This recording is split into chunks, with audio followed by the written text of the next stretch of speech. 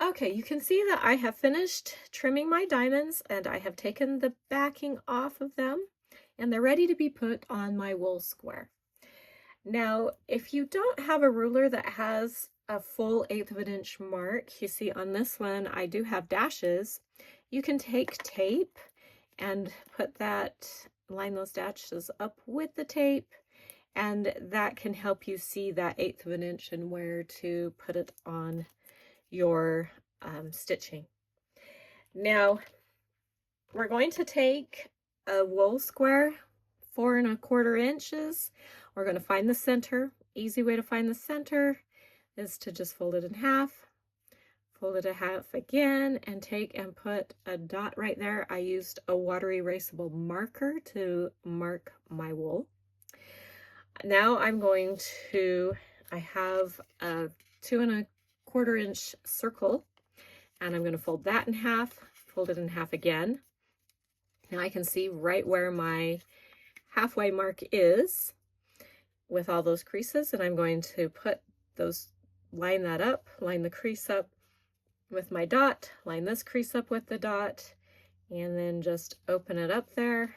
And again, using my water erasable marker, I'm going to draw around that. That gives me a circle in order to place my diamonds correctly. I'm going to take my diamond and I'm going to line it up with these center points on that circle.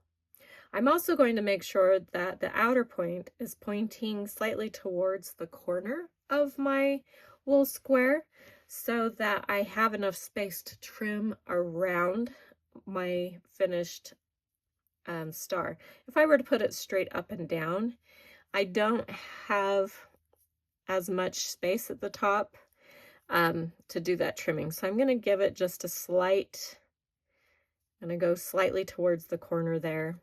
And this one, of course, will be slightly towards that corner, the opposite corner. So got those up, and I'm just going to start placing my patterns, and I'm going to make sure that those center points are on that circle.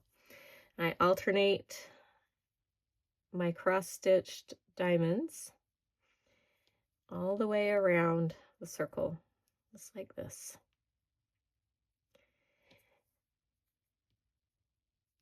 And I used a water erasable marker so that if when I get done, if there's little space in between my points, I can just take and dab out that little bit of blue that's left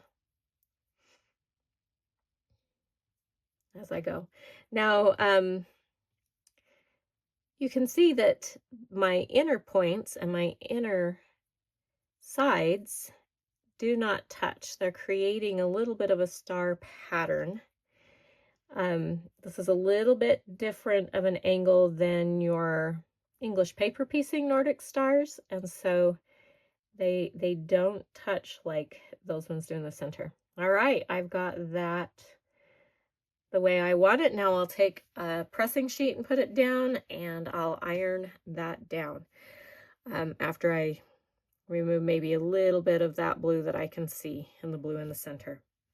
After I get it pressed on, I'm going to whip stitch each of those diamonds down using a small stitch, and I'm going to do a trellis stitch right in the center of it, and then I will trim 1/8 of an inch away from my diamonds, and then whip stitch the whole section down onto the quilt.